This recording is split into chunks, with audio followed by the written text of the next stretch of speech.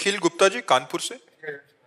श्री हरिवंश महाराज जी मुझसे कुछ हो नहीं पा रहा, मेरा मन किसी चीज में स्थिर नहीं रहता, ना ही कर्तव्य कर्म में, सिर्फ अपने सुख के बारे में ही सोचता रहता है। ये सबकी दशा है, यही दशा सबकी है जो आप कह रहे हो।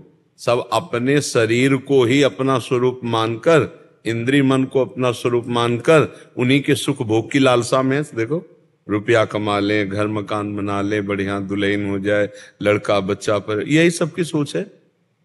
आप बोलो, अपने सुख को जानते हो क्या जो अपने सुख की चाह रखते हो? पर सुख की बात कर रहे हो, देह धर्म की बात कर रहे हो, अपने स्वरूप की तो बात नहीं कर रहे ना। नहीं तो स्वरूप को किसी की जरूरत ही नहीं, वो तो सुख स्वरूप है। शंकर सहज स्वरूप सम्हारा, तो लाग समाधि अखंड।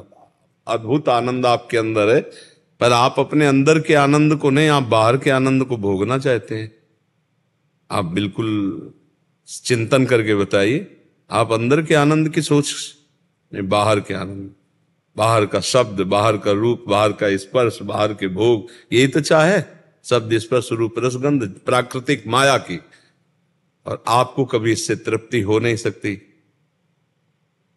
कभी भी भगवद अंश जीव को माया के भोग से तृप्ति नहीं हो सकती। उसको विश्राम मिलेगा श्री भगवान में। जब तक भगवत प्राप्ति नहीं होती तब तक ये तृष्णा, ये स्पृहा, ये कामना, ये वासना जीव को नोचती रहती है, जलाती रहती है, घसीटती रहती है। दुर्वासना मम सदा परिकर्षयन्ति। ये भोग लूं, ये देख लूं, ये सुन लूं, ये खरीद लूं, ये मेरे पास हो जाए तो मैं सुखी हो जाऊं। लेकिन वो जिसके पास बहुत है वो भी सुखी नहीं है। सुखी है जो निष्काम होकर भगवान में स्थित हो गया। जाहि न चाहिए कबहु कछु तुम सन सहज सने, वो सुखी है जो सकल कामनाहीन जी। और यहां सब कामनाओं से चल रहा है, कामनाएं ही कामनाएं हैं, तो कहां सुखी हो? केवल कहने मात्र का सुख नहीं है। बात समझ रहे हो आप? सुख तो भगवान में है। तो आप अपना सुख का मतलब देह धर्म से बात कर रहे हैं, तो ये सब में है, आप में नहीं, ये सब में है। जो जीवन मुक्त महापुरुष है उनके सिवा सब देह आ सकता है। घूम घूम के बात चाहे जितनी करें, वो बात देह में ही स्थित है। देह की ही क्रियाओं को अपना वो कर्तृत्व भाव मानते हैं, और देह जनित भोगों को ही वो सुख मानते हैं। इसी अज्ञान में फंसे बार बार जन्म, बार बार मरण को भोगते हैं। इसको मिटाने के लिए अध्यात्म है। सत्संग सुनो, नाम जप करो। नाम जप करते हो? खूब नाम जप करो। एक मिनट भी खाली हृदय न रहे, हर समय नाम जप करो। राधा राधा, राम कृष्ण हरि शिव, जो नाम प्रिय हो जो। जी जैसे पहले मानसिक में राधा नाम जैसे आप ध्यान करते, लेकिन अब थोड़ा हो नहीं पा रहा मानसिक नाम। हाँ, क्योंकि भोगों में रत होने पर मलिन बुद्धि हो जाती है, तो कैसे होगा? पापवंत कर सहज स्वभाव, भजन मूर्ति भाव न काऊ। मान लो सत्संग हुआ, उसके प्रभाव से पाप नष्ट हुए, आपका राधा नाम शुरू हो गया, आपने लिखना प्रारंभ कर दिया, फिर पापाचरण कर लियो, मलिन हो गया, हिम्मतें नहीं रह गई। अब पापवंत कर सहज स्वभाव, स्वभाव में ही नहीं आएगा कि मैं भजन करूं। जब अपवित्र मन हो जाता है तो जलन पैदा होती है, भजन की तरफ से अरुचि हो जाती है। सत्संग, शास्त्र स्वाध्याय, नाम जप और उत्तम बातें सब गायब हो जाती हैं, और वही संसार अच्छा लगने लगता है। फिर सत्संग होता है तो फिर एक नई चेतना जागृत होती है। इसीलिए सत्संग जरूरी है। जो हम बार बार अपनी वासनाओं में फिसल जाते हैं, हृदय गंदा हो जाता है, सत्संग बार बार उस गंदे हृदय को पवित्र करके उत्साहित करता है भगवत प्राप्ति की। तो अगर हम एक बार गिर गए, दो बार गिर गए, तो हम कोशिश करें हर बार उठने की, तो कभी न कभी भगवान की कृपा से हम निकल जाएंगे। तब हमारा भजन अखंड होने लगेगा। अभी तो हालत खराब है। जैसे डॉक्टर ने बीमार आदमी को देख के समझता है कि भाई तुम्हारी हालत तो बहुत सीरियस है, ऐसे ही हालत सीरियस है। सीरियस का मतलब है मन इंद्रियां विषयों में पूर्ण रूप से गुलामी स्वीकार किए गए। अब धीरे धीरे उठो, इसी से उठने के लिए तो सत्संग मिला है। जिसे जानते हो गलत है, उसे कोशिश करो कि आपको नहीं करना है, कोशिश करो, आप निकल जाओगे। कोई भी अभ्यास दृढ़ कर ले तो आश्चर्य में घटनाएं होती हैं अभ्यास के द्वारा। मतलब आंख में पट्टी बंदी और निशाना लगा रहे हैं, अभ्यास। शब्द से गोली मार दे, शब्द आया सीधे उसी की गोली लगेगी जाके। बिना देखे मार ली। अभ्यास किया तो हाथ से ऐसे ईंट तोड़ दिया। तो ये तो प्राकृतिक अभ्यास है। हम चिदानंद अभ्यास करें, सच्चिदानंद भगवान का नाम का रूप का लील, तो हम माया को परास्त नहीं कर देंगे। हम काम क्रोध लोभ मोह मद इन पर विजय नहीं प्राप्त अभ्यास पर हम लोग क्या टूट जाते हैं, मन से लड़ नहीं पाते। मन जब हट करता है तो हम टूट जाते हैं। नहीं, टूटना नहीं। अशांति बहुत, इसलिए अशांति पैदा कर देता है उसी। हाँ, वो अशांति आप स्वीकार करते हैं, इसीलिए उसकी ताकत क्या है, अशांत कर दे। गलत करोगे तो अशांति को पैदा ही वही गलत सिखाएगा, वही गलत करवाएगा, केवल आपके दस्तखत होंगे, अशांत आपको होना पड़ेगा। बहुत कमजोर स्थिति आ जाती है जब हम भोगों में लग जाते हैं ना, ब्रह्मचर्य नष्ट हो जाता है ना, बहुत हालत खराब हो जाती है। इसलिए हम बार बार सबसे विनय करते हैं कि आप उचित गृहस्थ में ब्याह भी हो गया हो तो उचित ब्रह्मचर्य का पोषण करो, नहीं तो जीवन किसी काम का नहीं रह जाएगा। चिंतनी शक्ति नष्ट हो जाती है, स्मरण, शरीर में नाना प्रकार के दर्द, नाना प्रकार की पीड़ाएं। एक उचित शरीर की व्यवस्था है। देखो ये गाड़ी है, जैसे बहुत बड़ी महंगी गाड़ी हो, पेट्रोल डीजल ना डालो उसमें तो वो थोड़ी चलेगी। ऐसे उचित आहार, व्यायाम, उचित शास्त्र के अनुसार जीवन यापन, तब जाकर के वो भगवत चिंतन लायक होता है। भगवत चिंतन के लिए बहुत पावर चाहिए, आप इसे खिलवाड़ ना समझें। इसे व्यभिचारी पुरुष नहीं कर सकता। उचित गृहस्थ धर्म का पालन करे, जो ब्याह आदि हो गए, नहीं तो ब्रह्मचर्य रहे तो उसमें एक शीतलता होती है, एक गंभीरता होती है, एक पावर होता है। वो भगवत चिंतन परायण रहता है। एक अपार आनंद, आनंद के लिए मिला है जीवन, और आनंद समझा जाता है भोगों में, इसीलिए सत मार्ग से विमुख जीव हो जाता है। अभी तो आप प्रश्न कर रहे हो, कुछ दिन बाद प्रश्न करने का मन नहीं होगा, यार क्या अब हमसे तो कुछ होना नहीं, और बस यही जैसे हमारे भाग्य में नहीं है। भगवान नहीं चाहते कि मैं भजन करूं, ईश्वर ही की इच्छा नहीं। नहीं तो हमने तो कई बार कोशिश की, वृंदावन गए, सत्संग, मतलब इसका मतलब समय हमारा अनुकूल नहीं है। गोस्वामी तुलसीदास जी लिख गए, काल ही कर्म ईश्वर मिथ्या दोष लगाए।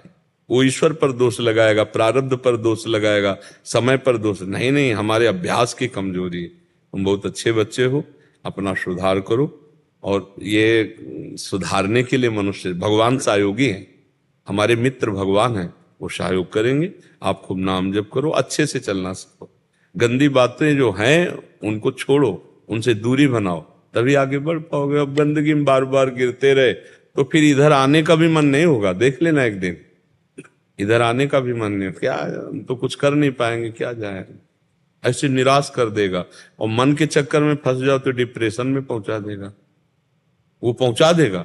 बार बार सोच सोच सोच सोच सोचते रहते हैं, सोच नहीं चलता रहता। हाँ, तो उसी को तो रोकने के लिए सत्संग है। राधा राधा राधा राधा राधा, अभी रोना आ जाएगा, आनंदमय हो जाओगे। उसका काम है चलना, और हमारा काम है कि क्या चलाना। अब वो जो चला रहा है उसी को तुम देख रहे हो तो परेशान हो जाओगे। तुम चलवाओ उसमें, राधा राधा राधा, जीवन से। हाँ, राधा राधा राधा राधा, फिर देखो आनंद आने लगेगा। जैसे जैसे पाप नष्ट होंगे वैसे वैसे हृदय आनंदित होता जाएगा। इंदु शुक्ला जी ऑस्ट्रेलिया से। राधा वल्लभ श्री हरिवंश। श्री हरिवंश महाराज जी, आपके चरणों में कोटि कोटि प्रणाम। महाराज जी, मेरे शरीर के पति श्री जी कृपा और आपके आशीर्वाद से मेरे बहुत अच्छे मित्र हैं। मेरी वृंदावन आने की पूरी व्यवस्था वो खुशी खुशी करते हैं। वो शरणागत तो नहीं है, पर आपकी हर आज्ञा का पालन करने के लिए हमेशा प्रयासरत रहते हैं। महाराज जी, उनकी प्रबल इच्छा है कि मैं उनके साथ कैलाश मानसरोवर व अन्य तीर्थ स्थान पर जाऊं। मेरा सब कुछ आपके और श्री जी के चरणों में है। अगर मैं उनके साथ जाती हूं तो मेरी अनन्यता में कोई कमी तो नहीं होगी महाराज जी? नहीं, अगर ऐसी इच्छा उत्पन्न हुई है तो पवित्र कार्य है। भगवत स्वरूपों में जो धाम है, तीर्थ हैं, यहाँ जाना चाहिए, कोई निषेध नहीं है। अभी कोई आपके अंदर रस की अनन्यता तो आ नहीं गई। अब जैसे हम लोग है ना, प्राण निकल जाए पर फिर अन्यत्र नहीं।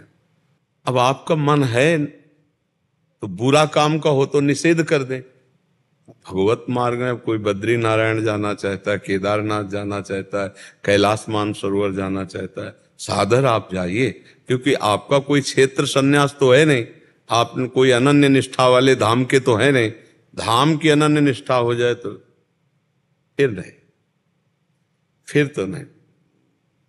खंड खंड हो जाए तन, अंग अंग सत टूक, वृंदावन ने छाड़ियो छाड़ी वो है बड़ी चूक। अब नहीं, अब कुछ नहीं। अब जब अगर अभी ये बात नहीं आई है तो जाना चाहिए, सब जगह दर्शन करना चाहिए। पवित्र क्षेत्र हैं, पाप नष्ट होते हैं, भगवत कृपा मिलती है। लेकिन जहां की रज की भगवान शिव भी याचना करते हैं, ये वो धाम है वृंदावन धाम। किशोरी तेरे चरणन की रज पाऊं, बैठ रहूं कुंजन के कोने श्याम राधिका गाऊं। किशोरी तेरे चरणन की रज पाऊं, जो रज शिव सनकादिक याचत, सो रज शीस चढ़ाऊं। ये ब्रह्मेश्वरादि सुदरूह पदारविंद, श्रीमत पराग परमाद्भुत वैभवाया। अब निष्ठा की बात है। अब जैसे आपके पति हैं, उनकी कोई निष्ठा तो धाम में है नहीं, आप थोड़ा सुना करके भाव लाइए, तो अभी आपको अपने पति का साथ देना चाहिए। पति के साथ जाओ, उसे भगवत स्वरूप मानकर, और भगवत धाम है, दर्शन कर आओ। और जब सब जगह से छक जाना तो बैठ जाना वृंदावन का आश्रय लेकर कि अब बस वृंदावन के सिवा हमारा कुछ नहीं। वृंदावन का आश्रय ऐसा होता है जैसे आप कहीं नौकरी कर रहे हैं, कहीं दूर देश में, जब आपको समय मिला 2 4 6 महीने में, भाग के घर जैसे जाते हैं ऐसे धाम आ गए। और कहीं जाने की इच्छा न हो, वृंदावन को छोड़ के और तीर्थ दे जात, छाणी विमल चिंतामणि कौड़ी को ललचात। मानो विमल चिंतामणि का त्याग कर कौड़ी उठाने जा रहे हमारे रसिकों ने जो वाणी जी में लिखा है। तो कोशिश करो कि आप अपने पहले पति को रिझा लो, और जब आपके पति भी राजी हो जाए तो धाम निष्ठा ले लो। जब मन आवे तब धाम आ जाओ। धाम यहाँ सब कुछ विराज, यहाँ भगवान शंकर गोपी बने हुए बैठे हुए हैं गोपेश्वर के रूप में। ये परम धाम है। यहाँ रास में प्रवेश पाने के लिए महादेव जी ने भी गोपी रूप धारण किया और रास में प्रवेश पाया। बड़ी महिमामयी भूमि है। यही केदारनाथ है, यही बद्रीनाथ है, हमारे ब्रज 84 कोस में ही है। केदारनाथ, बद्रीनाथ सब यही विराजमान है। अब जिसको अब आंखों को देखने का मन है तो कोई बुरी बात नहीं है, जाना चाहिए। जिसकी निष्ठा है वो बात अलग है, जिसकी निष्ठा नहीं तो फिर जाना चाहिए। हम जाने के लिए अनुमति देते हैं, चले जाइए, दर्शन करे आइए जाकर के। और निष्ठा एक अलग चीज होती है और ऐसे तीर्थयाटन आदि करना एक अलग होता है। जितेंद्र व्यास जी, श्री हरिवंश राधा वल्लभ श्री हरिवंश गुरुदेव, आपके चरणों में कोटि कोटि दंडवत प्रणाम। महाराज जी, मैं आपके सत्संग यूट्यूब के माध्यम से लगभग 3 साल से जुड़ा हुआ हूँ और आपके बताए अनुसार श्री राधा नाम का जप करने की पूरी कोशिश करता हूँ। लेकिन महाराज जी, मन अभी भी बहुत भटकता है। महाराज जी, एक बार आपने कहा था कि भगवत प्राप्ति के लिए दैन्यता भाव होना बहुत जरूरी है। महाराज जी, मन को कंट्रोल करने और मन में दैन्यता भाव लाने के लिए मैं अब क्या करूं? देखो, जब अपने हाथ में कंट्रोल न रहे तो बड़े के हाथ में दे देना चाहिए, और सबसे बड़े भगवान है। नहीं, तुलसीदास जी कह रहे हैं, हो हार्यो करि जतन विविध विधि, अतिशय प्रबल अजय, तुलसीदास बस होई तबहि, जब प्रभु पेरक बरजय, हरिजू मेरो मन हठ न तजय। हे हरि, ये मेरा मन हट नहीं, मैं हर उपाय करके देख लिया है, मेरे बस में नहीं हो। हे शरणागत प्रतिपाल, आपके सब रोज भगवान से प्रार्थना करो, नाम जप करो, भगवान की लीला चरित्रों का गायन करो, श्रवण करो। कभी न कभी तो दीनानाथ के कान में भनक पड़ेगी, और जिस दिन वो हेर लिए तो मन शांत हो जाएगा, निर्मल हो जाएगा, पक्का। यही उपाय है, भगवान को पुकारो, एकांत में भगवान से प्रार्थना करो। हे पतित पावन, हे दीन बंधु, मेरे बस की बात नहीं कि मन रुक। ये हम आपसे सच्ची कहते हैं, जो काम बड़ी बड़ी साधनाओं से नहीं होता वो प्रार्थना से हो जाता है। भगवान तुम्हारे अंदर में बैठे ही सुन रहे। अहंकार के कारण हमारी बात नहीं सुनी जाती है। अगर हम दैन्य होकर हृदय से पुकारें, मन शांत, रोना आ जाएगा आपको। रोना आने का मतलब हमारा कनेक्शन फिट हो गया, तभी रोना आएगा। हे नाथ, हे करुणा, पतित पावन प्रभु, आप देख रहे हो, लाख बार प्रयास करता हूं, हर बार हार जाता हूं, नाथ आप मुझे बल दे। और ये प्रार्थना बराबर होनी चाहिए। ये नहीं कि एक बार कर लिया, 2 बार कर लिया प्रार्थना, जीवन भर प्रार्थना ही कर ली है, ठीक तभी होगा। लंबे समय तक श्रद्धा बनाए रखे, श्रद्धा ना तोड़े, मन नहीं लग रहा, नहीं लग, तुम्हारी प्रार्थना हो रही, तुम शरणागत हो, नामे भक्ता प्रणश्यति, भगवान ने कहा मेरे भक्त का नाश नहीं होता। तो हम इंतजार करें प्रभु की कृपा का, नाम जप करते हुए, उनकी लीला कथा श्रवण करते हुए, पढ़ते हुए और आर्त भाव से प्रार्थना करें तो निश्चित मन लग जाएगा। हम लोग उसी मार्ग से चले हुए हैं, पूरी जवानी पूरा जीवन व्यतीत हुआ। अब भगवान की कृपा से आयास प्रयास रहित जीवन है। समझ पाओ तो समझ पाओ, आयास प्रयास रहित जीवन है। बस जैसे लिफ्ट में बैठे हैं, अब कहाँ ले जा रहा है लिफ्ट वाला, किस फ्लोर में खोलेगा, क्या करेगा, अब बस देख रहे हैं। अब कुछ नहीं ये बात की कहीं लगाना है, कहीं हटाना है, कुछ करना है, कुछ नहीं। आयास प्रयास रहित शांत जीवन, जैसे जोई जोई प्यारो करे सोई प्रेम भावे। एक ही उपाय है, साधना नहीं, कृपा। बिन रोए किन पाइया प्रेम पिया राम। प्रभु से प्रार्थना करें। बड़े बड़े संतों के आप पद पढ़ के देखो, उसमें ये पीड़ा पाई गई उनके हृदय में कि मन मेरा मत वाला गयंद हाथी है, प्रभु हर जंजीर तोड़ देता है, नाथ इसे संभालो। चाहे मीरा जी हो, चाहे जो भी महापुरुष हो, सब मन के विषय में जब बात की तो सब रोई पड़े, क्योंकि ऐसा है ये। और जिनका रुका वो केवल भगवत कृपा से, गुरु कृपा ही केवलम, गुरुदेव की कृपा, भगवान की कृपा, उसी से मन। नहीं तो बहुत बलवाल है, चाहे जितना ज्ञान बोलो, चाहे जितना ज्ञान सुनो, वो जब अपने आप में आ जाएगा तो गलत करवा ही देगा। भगवान कृपा करें तो बच सकते, इसलिए उन्हीं की कृपा की बाट जो लीला कथा, हमारे शब्दों पर ध्यान दो, लीला कथा श्रवण करो, लीला कथा कथन करो, गायन करो, नाम जप करो, पवित्र हार, और भगवान से एकांत में प्रार्थना करो, प्रभु मेरे बस की बात नहीं, आप संभाल लो, वो संभाल लेंगे। ठीक है, चिंता ना करो, भगवान की शरण में हो, चिंतन करो, चिंता करने की जरूरत, वो ऐसे संभाल देंगे। पूरे हम जीवन की बात कह रहे हैं, वो ऐसे संभाल देंगे तुम्हें पता भी नहीं चलेगा। जो काम बहुत बड़ी बड़ी साधनाओं से कठिनता से बनते हैं, वो ऐसे सहज में बन जाएंगे। कितने ऐसे गृहस्थ हैं हमारे परिकर में जो नौजवान है, पति पत्नी, और कसम खा के ब्रह्मचर्य हैं, वृंदावन में कसम पूर्वक रह रहे हैं। कई बार हम उनसे कहा कि आप कसम मत लीजिए, कहीं चूक हो गई तो उनका वचन देते हैं जीवन में। अब आप सोचो, बड़े बड़े साधक को स्त्री के साथ एक ही मकान में रह रहे हैं और पूर्व संबंध रहा है और वहीं ब्रह्मचर्य से रह रहे, कितना बढ़िया साधन है, मतलब धोखे का कोई चांस ही नहीं है। तो एक कृपा की बात है कि नहीं भाई? भला कमाल का ब्रह्मचर्य तो वो है कि जहां ब्रह्मचर्य नष्ट होने के 100% चांस है, और वहां वो ब्रह्मचारी, तो उसको गिरा कौन सकता है?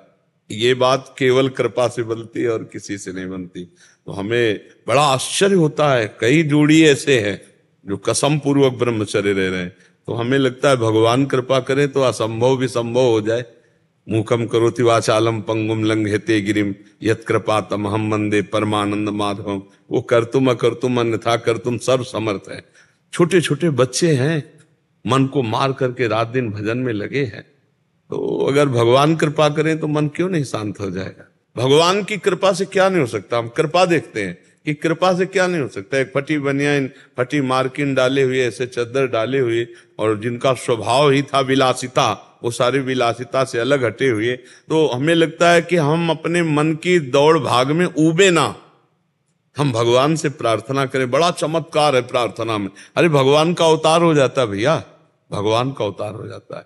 इसलिए भगवान से प्रार्थना करो, लीला कथा का श्रवण गायन करो और नाम जप करो, मस्त रहो। जब मन भागे तो तुम्हें देखो गलत जा रहा है तो अनुमति मत देना, बस गलत करने की अनुमति मत देना। वो भाग करके कुछ बिगाड़ नहीं पाएगा आपका, वो लौटकर आपके ही पास आएगा। चाहे जहां भाग के जाए उसके आश्रय आप हो। जब आप उसके आश्रित हो जाते हो तो गलत करवा देता है, जब आप आश्रित न हो तो कभी गलत नहीं करा सकता। गणेश जी पुणे से। राधा वल्लभ श्री हरिवंश महाराज जी, आपके चरणों में दंडवत प्रणाम। महाराज जी, आपने एक प्रवचन में बताया था कि मनुष्य को सबसे प्रिय देह है, देह से अधिक प्रिय प्राण है और प्राणों से भी अधिक प्रिय आत्मा है। तो महाराज जी, यहाँ प्राण और आत्मा में क्या भेद है? प्राण तो पांच भौतिक सृष्टि के अंतर्गत है, नहीं?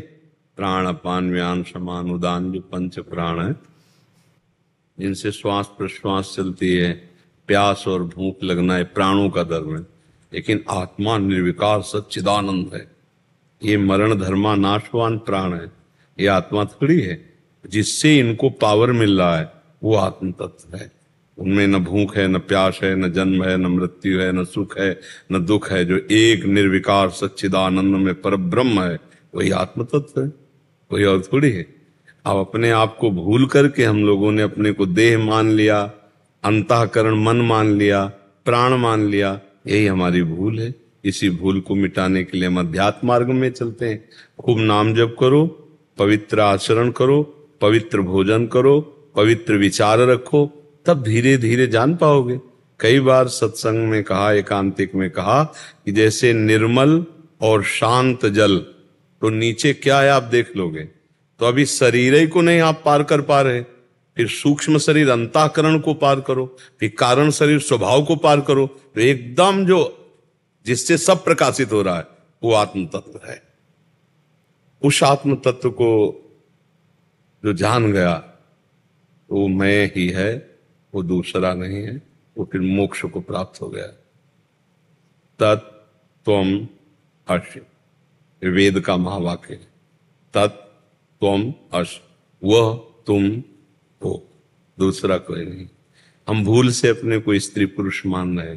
जैसे विषयों का प्रकाश इंद्रियों से होता है, मतलब कोई कितना भी रूपवान हो, जब हमारे नेत्र नहीं तो हम रूप का अनुभव नहीं, नेत्रेंद्रिय ही रूप का अनुभव करा रहे हैं।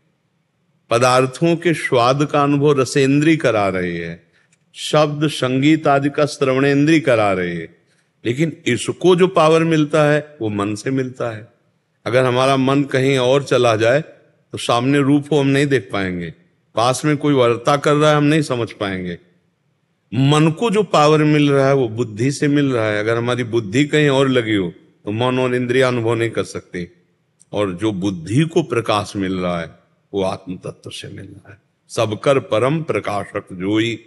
तो मन बुद्धि के द्वारा आत्म तत्व को नहीं जाना जाता। मन बुद्धि के त्याग से इनको चिंतन रहित कराकर, चिंतन सहित नहीं, चिंतन रहित करा, बहुत आत्मबोध प्राप्त होना बहुत कठिन है। ज्ञान के पंथ कृपाण के धारा, परत खगेश लगे नहीं बारा। इसीलिए भगवान का भजन किया जाता है, और भगवान जब अनुभव करा देते हैं तो सहज में करा देते हैं। तो नाम जप करो, भगवद आश्रित रहो। प्राण और आत्मा में बहुत बड़ा अंतर है। ये मायाकृत है, वो मायातीत है। समझ रहे ना, मायातीत और मायाकृत में बड़ा अंतर है। नाम जप करो, पवित्र भोजन करो, पवित्र आचरण, पवित्र विचार, तब समझ पाओगे। प्रतीक्षा तिवारी जी जौनपुर से। राधा वल्लभ श्री हरिवंश महाराज जी, आपके चरणों में कोटि कोटि दंडवत प्रणाम।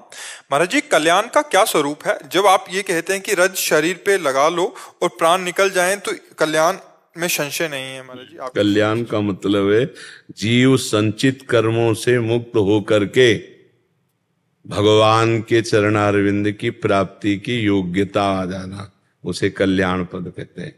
अब वो भगवान को प्राप्त ही हो जाएगा या भगवान की लीला में प्रवेश कर जाएगा, ये तो भगवान की बात। लेकिन जिस समय चरणामृत का पान किया, शरीर में वृंदावन की रज लग गई और अंतिम शरीर छूटने जा रहा है, भगवान नाम कीर्तन, भगवत वातावरण है, निश्चित वो भगवत प्राप्त हो जाएगा। कल्याण का स्वरूप है पुनरपि जननम, पुनरपि मरणम, पुनरपि जननी, जठरे शयनम। इस चक्र से मुक्त हो जाना, नहीं, जीवन मुक्त हो जाना। और भगवान की कृपा प्रसादी बहुत बड़ी जोर की है। अगर हम गंगा जल मुख में डाल अंतिम समय पा गए और वृंदावन की रज लग गई और कोई राधा कृष्ण भगवान नाम उच्चारण, तो निश्चित भगवत प्राप्ति हो जाएगी, निश्चित। उसको इसमें कोई संशय नहीं है। समझ पा रहे हैं आप जी?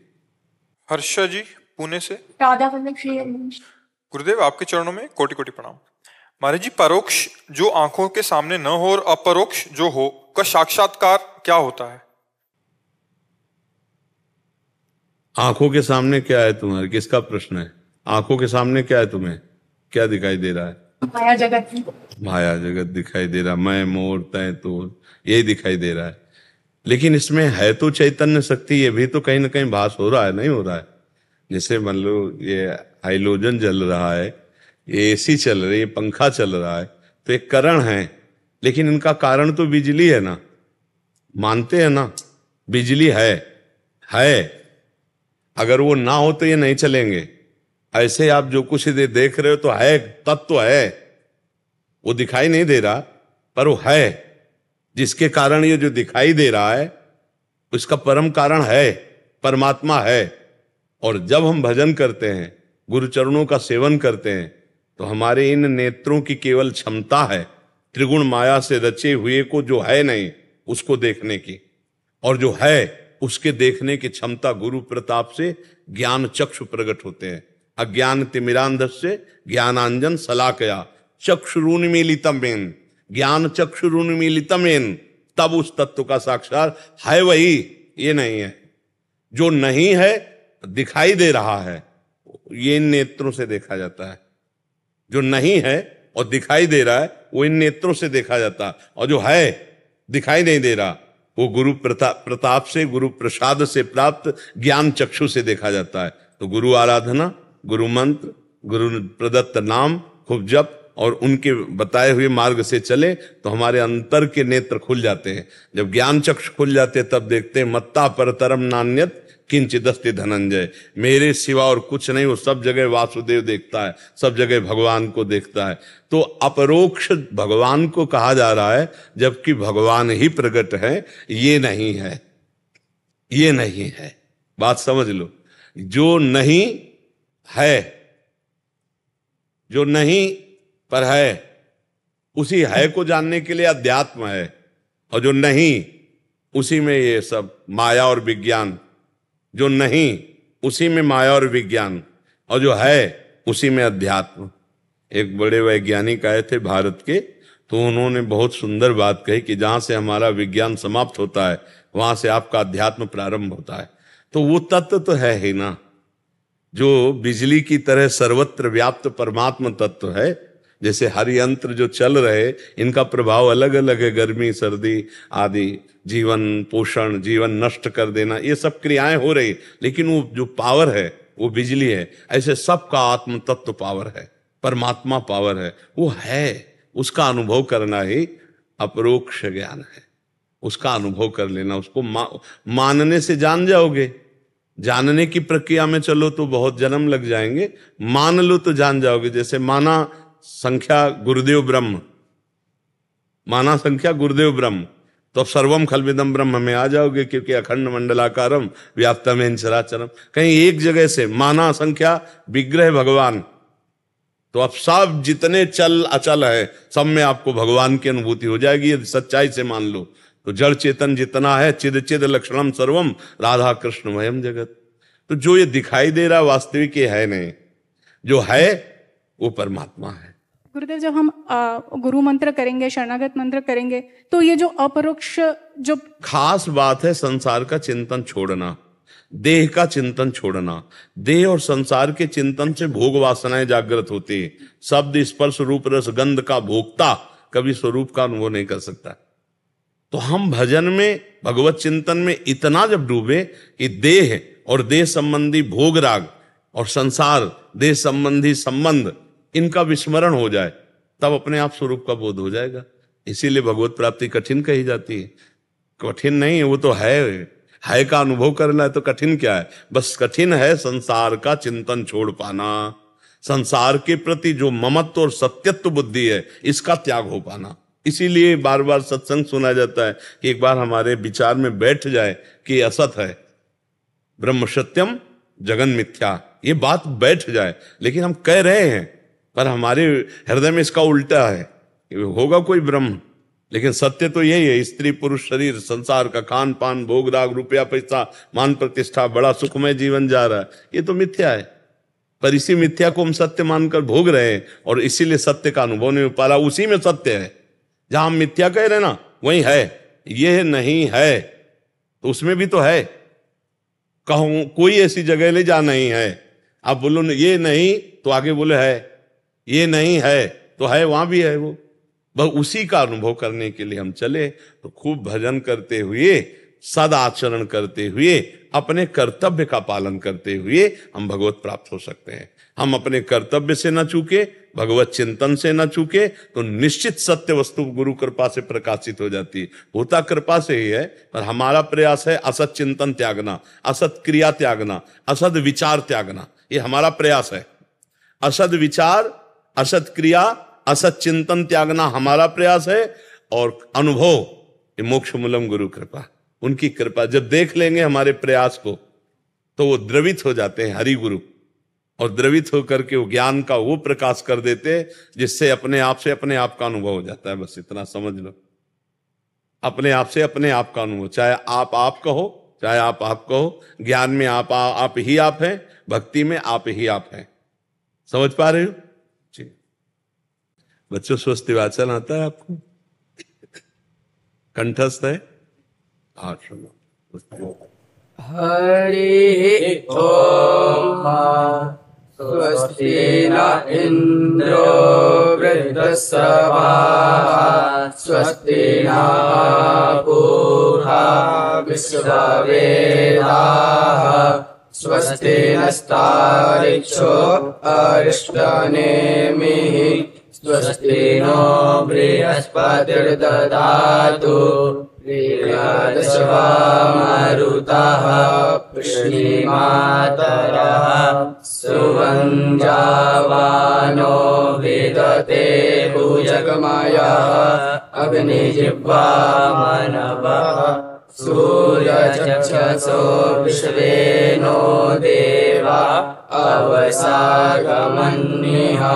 भद्रं कर्णेभिः शृणुयाम देवाः, पश्येमाक्षविद्याधराः, स्थिरैरङ्गैस्तुष्टुवागुंसस्तनो विद्यसेमहि देवहितं जटायुः, ततमिन्दो शरदो अन्ति देवायत्रा निश्चकराय रसन्तनूनाम्, पुत्रासो यत्रपितरो भवन्ति मानो मद्यारीरिकतायुर्गन्तोः, आदित्यौरदितिरन्तरिक्षमदितिर्माता स पिता स पुत्राः, सुषे देवा अदितिः पञ्चजना, अदितिर्जातमदितिर्जन्तवम्, द्यौः शान्तिरन्तरिक्षं शान्तिः, पृथिवी शान्तिरापः शान्तिरोकतयः,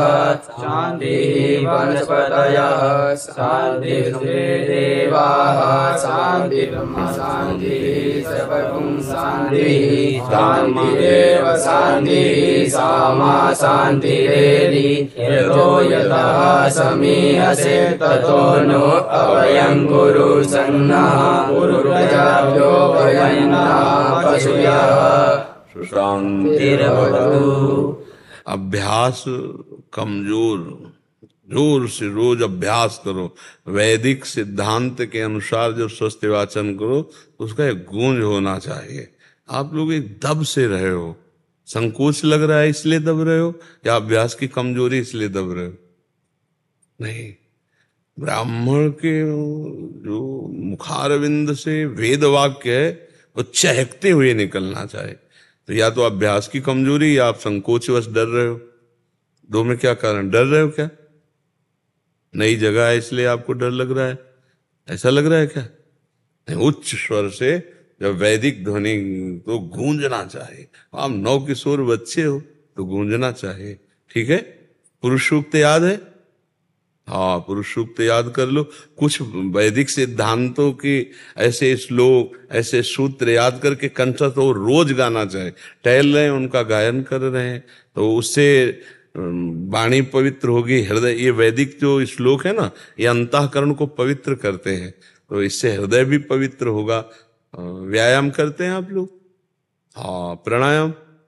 हाँ, प्राणायाम आवश्यक, प्राण संशोधन, शरीर स्वस्थ, ब्रह्मचर्य और भगवत चिंतन, जीवन प्रकाश में, जीवन प्रकाश में। अभी थोड़ा सा स्वर में हमें कमजोरी सी महसूस हुई, आप देख लो, चाहे वो आपका अभ्यास कमजोर हो या आप संकोच करो। वैसे संकोच नहीं करना चाहिए।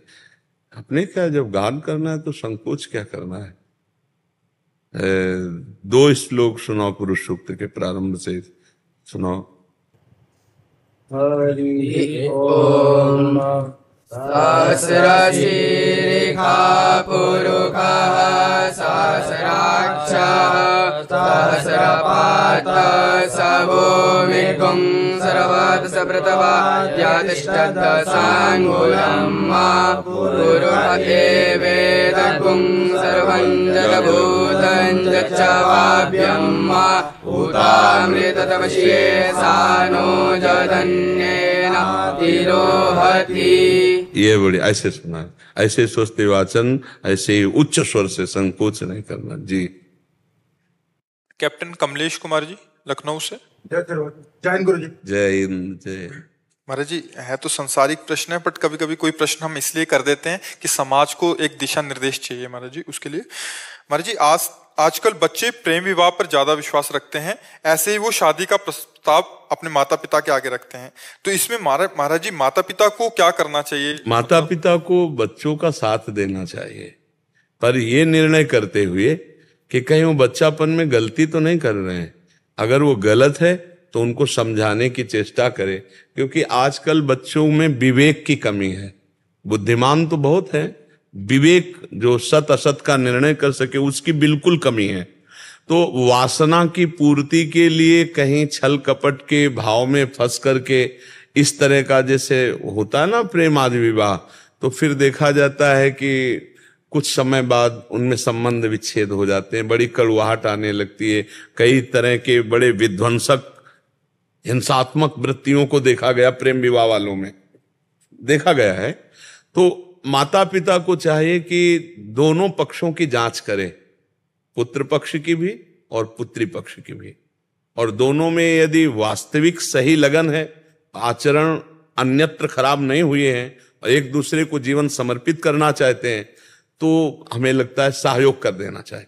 जो समय चल रहा है, यद्यपि शास्त्र अनुसार माता पिता के आज्ञा के अनुसार होना चाहिए और ब्राह्मण के द्वारा कुंडली और गुण आदि विचार करके इस पद्धति से होना चाहिए और धर्म के अनुसार, पर अब वो सब धीरे धीरे कलयुगी विलासिता, जहां girlfriend boyfriend live in relation, अब इनमें कौन सा धर्म रह गया है या कौन सी जाति पक्ष रह गई है या कौन सी शास्त्र परिपाटी रह गई? इनमें बोलो, girlfriend boyfriend live in relation, इनमें कोई परिपाटी रह गई धर्म की?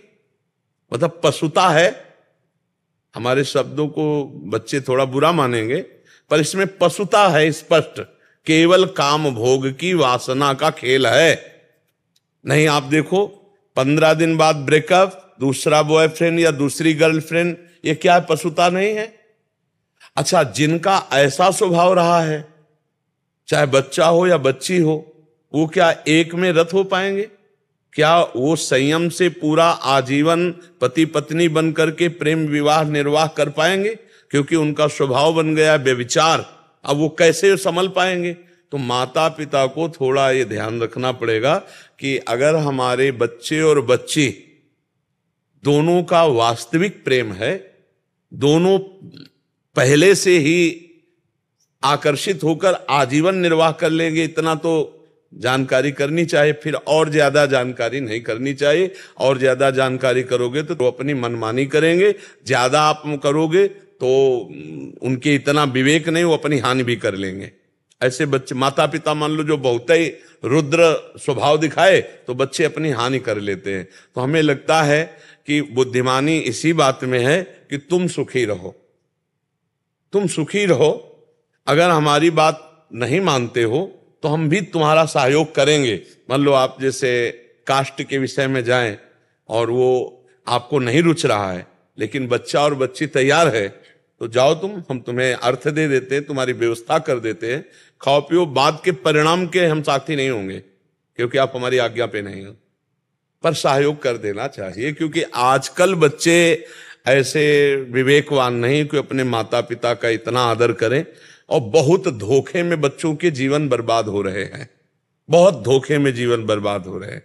तो ये कुछ माता पिता को देखना चाहिए थोड़ा, और बच्चों को समझाना चाहिए कि केवल भोग विलासिता ही जीवन का संबंध नहीं है, जीवन पूरा काटने के लिए धर्म की भी जरूरत है। अगर धर्म नहीं है तो व्यभिचारिणी या व्यभिचारी कभी जीवन निर्वाह नहीं कर सकते। बात ध्यान रखना, जीवन निर्वाह आप तो मतलब काफी अवस्था के हो, पूर्व में देख लो, माता पिता जहां ब्याह कर दिए वहीं हो जाता था, लड़का और लड़की के देखने का सवाल ही नहीं होता था। नहीं, पुराने में देखो कितनी पवित्रता थी, माता पिता ब्राह्मण देवी देवता सबकी मान्यता करके की जाती। इतना अब वो क्या जाने जो गर्लफ्रेंड बॉयफ्रेंड की है तो भोग है। हाँ, बस वही हम पशुता शब्द में कहते हैं। महाराज जी कल एक जने आए थे, इससे पहले वाले बैच में बैठे थे, उन्होंने लिखा भी था, हमने पढ़ा नहीं था। वो कह रहे थे कि किसी से प्रेम हो गया तो कोर्ट मैरिज कर ली घर से भाग के, फिर 25 दिन बाद घर वालों को मना लिया किसी तरह, घर वालों को फोन किया और फिर पत्नी ने उल्टा FIR कर दिया जो पत्नी बने थे कि ये मेरे से धन की मांग कर रहे थे, ये है वो है, और पूरा उसी पे केस लगा दिया और उससे फिर धन की मांग कर रहे कि अभी तलाक चाहिए तो इतने पैसे चाहिए।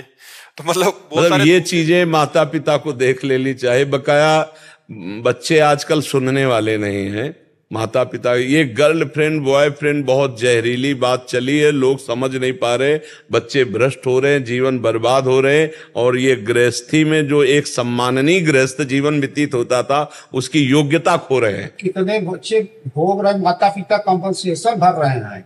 वही महाराज जी, जैसे तलाक अगर छुड़वाना है तो फिर बिल्कुल बिल्कुल बिल्कुल बिल्कुल।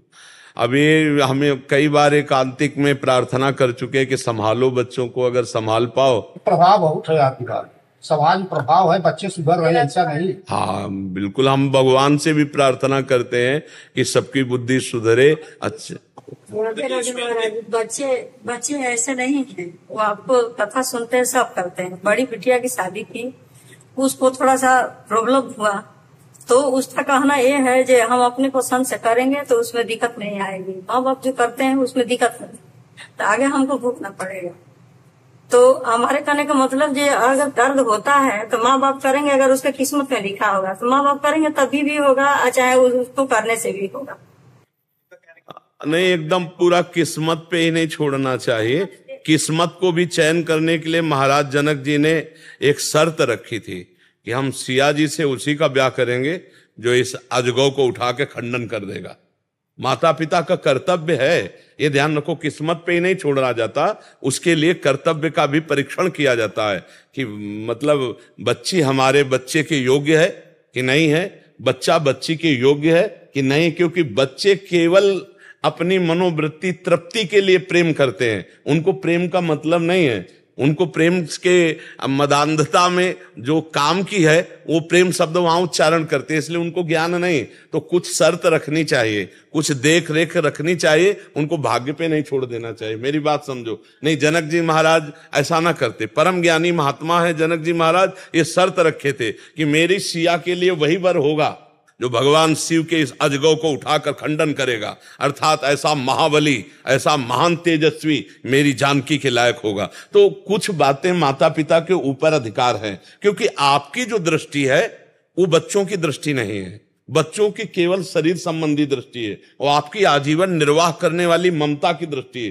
तो आपको देख के पता चल सकता है कि मेरा बच्चा जिस बच्ची का वर्ण कर रहा है या बच्ची जिस बच्चे का वर्ण कर रही, और खूब देखो गांव में हमने देखा है कि पड़ोस में बैठकर चार लोगों से बैठ के कि इसका लड़का कैसा है, इसकी चाल चलन कैसी है, इसका स्वभाव कैसा है, ये सब जानकारी करके की जाए। तो पूरा बच्ची के कहने पर आप भाग्य पे न छोड़ दीजिए, जहां आपका कर्तव्य है वहां आप उसको देखिए कि उसका आचरण कैसा है, उसका व्यवहार कैसा है। ये चीजें देखना है आपको कि बच्चे बहुत भोले स्वभाव के होते हैं। देखो हम आपको बताएं 16, 17, 18, 20 इसमें कुछ नहीं नजर आता, एक केवल वासना का खेल नजर आता है, और उसी वासना में अनुकूलता में फिर ऐसा नहीं, आप लोग संभल करके अपनी बुद्धि के द्वारा। अब हमको ज्यादा तो संसार का ज्ञान है नहीं, लेकिन सुन सुना के संसार का ज्ञान ये है कि आजकल ऐसा है, आप लोग बड़ी बुद्धिमानी से, क्योंकि जीवन का एक खेल, देखो आपने बताया कि फिर वो हाँ महाराज जी एक और विषय पे हम इसी पे चर्चा करना चाह रहे हैं। अभी क्या होता है महाराज जी, आजकल जैसे आपने बोला कि गर्लफ्रेंड बॉयफ्रेंड आम हो गया है, कॉलेज में बच्चे पढ़ते हैं या स्कूल में पढ़ते हैं तो उनका ये संबंध हो ही जाता है महाराज जी, कहीं ना कहीं चल के 100 में से 90 का। आगे चल के उनमें से जो व्यभिचार वाले हैं वो तो अलग मार्ग में है। जैसे प्रेम विवाह की जो बात आती है, बच्चे इतना डर जाते हैं कि वो माँ बाप से बता ही नहीं पाते अपने। नहीं, इसीलिए हमने एकांतिक में कहा है कि दोस्तवत व्यवहार करो। वो एक महाराज जी बहुत ज्यादा बच्चे काफी बार मिलना होता है महाराज जी, वो माँ बाप को बता ही नहीं पा रहे क्योंकि एक मतलब एक ऐसा थोड़ा संकोच बस और डरवश। नहीं, अब थोड़ा माता पिता को भी समझना पड़ेगा कि बच्चों के पास फ्रेंडवत बैठे कि आप अगर हमसे अपनी बात शेयर करोगे तो हम आपका सहयोग करेंगे, ना कि आपको हम दंड देंगे, ना आपका हम विरोध करें। हाँ, विरोध लायक होगी तो विरोध करेंगे। पर जी बहुत जरूरी है कि मतलब जैसे आपने बोला कि परीक्षण करना है, फिर उसके बाद माता पिता करें, अगर सही है तो बिल्कुल करें, फिर सारी बातों को हटा के। बट ये बहुत जरूरी हो गया क्योंकि बहुत ज्यादा हो रहा है महाराज जी, तो उसमें ये माता पिताओं को बच्चे खुल के अपनी बात बताएं और माता पिता भी खुल के उनका सहयोग करें, तब हाँ, जाके हाँ, वो कहीं ना कहीं व्यवस्थित हो सकता है। बिल्कुल, पर जीवन बड़ा संकटपूर्ण है क्योंकि जो अपवित्र विचार और व्यभिचारी जीवन है वो कभी मंगल में जीवन नहीं हो सकता। हम आपको पक्की बता रहे हैं, जिसका चरित्र दूषित है, जो अपवित्र, चाहे लड़का हो चाहे लड़की हो, वो एक व्रत नहीं ले सकता कि एक पत्नी व्रत या एक पतिव्रत लेकर आजीवन निर्वाह करे, बहुत कठिन है। इसलिए बहुत सावधानी पूर्वक। आपने हमेशा इस बात का सपोर्ट किया कि आप दोस्ती करो, हाँ, बट उसका निर्वाह करते करते विवाह और विवाह के बाद हम ये कहा कि जैसे विद्यार्थी हैं, दोस्ती हो गई और घनिष्ठ दोस्ती बनाओ, लेकिन दोनों पवित्र रहो। तब तक पवित्र रहो जब तक पाणी ग्रहण ना हो जाए। फिर जब तुम जाओगे तो तुम्हारा जीवन निभ जाएगा। और अगर तुम आज ब्रेकअप हो इनसे उनसे उनसे, तो ब्याह होने के बाद भी ब्रेकअप वाला वो संबंध विच्छेद हो जाएगा। अगर नहीं होगा तो वो अपनी मार्ग चलेगा, वो अपनी मार्ग चलेगा। फायदा क्या, एक ही घर में रहकर दो भाव वाले हों तो बात नहीं बनेगी। इस पर भी, और इसीलिए शास्त्र श्रवण करना चाहिए, सत्संग सुनना चाहिए, नाम जप करना चाहिए तो बुद्धि शुद्ध हो। और बहुत से बच्चों की बुद्धि शुद्ध हो रही है जो सतमार्ग में चलने के लिए उत्साहित हो रहे हैं सत्संग के प्रभाव। और आज की इस चर्चा का भी प्रभाव पड़ेगा। माता पिता अपने बच्चों से मित्रवत व्यवहार करें, उनसे अपनी बातें कहने का अवसर दें उनको, कि बच्चे अपनी बात कह सके और उसको बहुत अलग होकर सोचे। केवल बाप बनकर अधिकार जना करके गर्मी ना दिखावे, अलग होकर के सोचे कि इनको हम सुख कैसे प्रदान करें या इनको हम बचाकर अच्छा कैसे बनावे। उसमें ये नहीं कि मैं अमुक का हूं, अमुक कुल का हूं, ऐसा नहीं तो तुम ऐसे, फिर वो बात बिगड़ जाएगी। अब इसमें एक और पक्ष है महाराज जी, माता पिता भी काफी हद तक ऐसा होता है कि सहयोग कर दें, बट समाज का इतना भय होता है कि बहुत बेइज्जती हो जाएगी। और समाज का तो अब समाज का तो नहीं रह गया, अब तो बच्चों को बचाने का समय रह गया।